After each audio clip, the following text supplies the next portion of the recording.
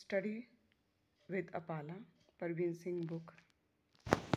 Second chapter, the Earth, the gas dust clouds hypothesis. In the recent times, many scientists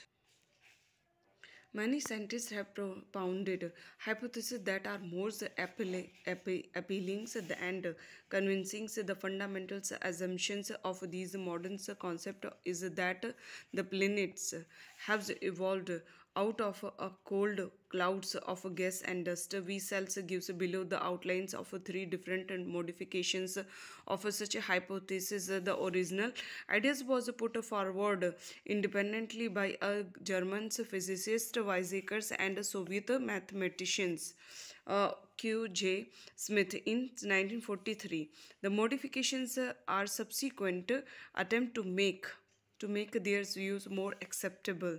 Weizsäcker hypothesis. Weizsäcker, whilst explaining the origin of planet, assumes a sun surrounded by a clouds of dust and gas particles and called it a protoplanetary cloud. A disc-shaped appearance was acquired by this cloud as a result of frictional forces developing during its revolution around the sun. He further assumed that the mass of this nebular clouds would have been about 1/10 of that of the sun. Condensations is assumed to have occurred in the nebular disk that gradually gave rise to planets. G.P. Kuipers, an American scientist, made an assumption in 1949 to modify Weizsäcker hypothesis. He suggested that protoplanetary clouds divided itself into so massive agglomerations to what he called protoplanets that these almost touched each other during their earliest rotations around the suns. Further, this division of the dust clouds into the protoplanets was accompanied by a considerable loss of mass that was blown away by solar winds, taking the formations of the giant planets by such a process of removal of excess mass rather than their growth due to accretions of dust clouds materials as suggested by Weizsäcker's Kuipers tried to explain the interplanetary distance that the former's failures to do satisfactorily, but even Kuiper's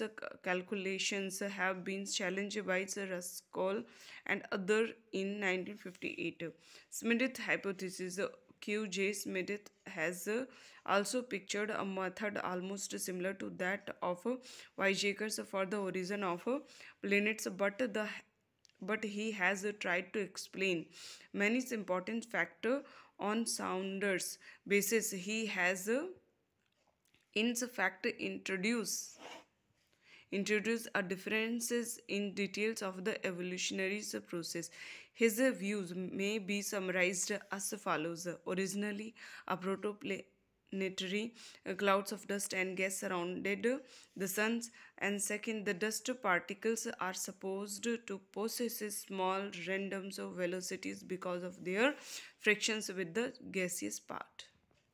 Third, because of these random velocities, the dust particles are collected in the equatorial planes of the clouds. Such as assembly of dust particles give birth to an equatorial disk of dust. From this disk, dust particles agglomerated into many bodies of originally smaller size as like those of present-day asteroids. The agglomerations clouds have been caused either by mutual stickings of the particles or because of a tendency of the particles to establish local gravitational stability, or by both of these processes. The protoplanets rotate around the sun in circular orbits and in the plane of the original suns.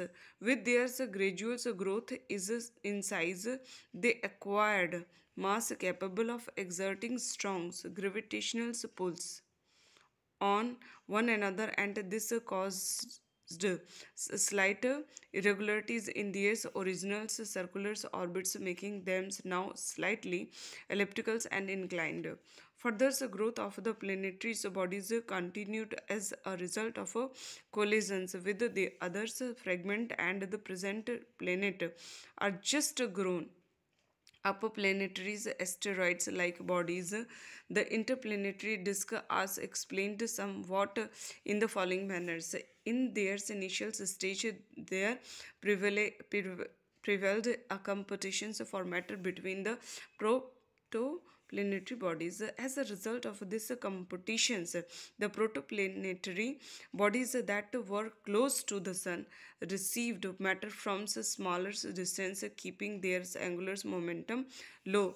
Those bodies which were on the outer side and away from the sun received matter from further sources, thereby causing an addition to their angular momentum. This change in the angular momentum resulted in moving away the orbits of the outer planets. Hoyle's magnetic theory. In 1958, Professor F. Hoyles put forward a new hypothesis on the origin of planets.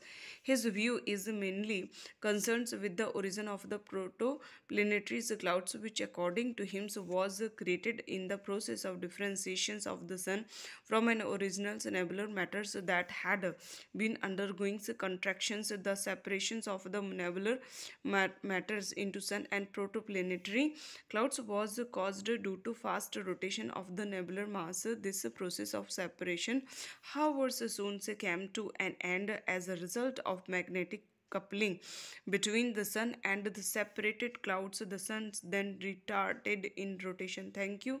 Like and support and subscribe this channel. Thank you.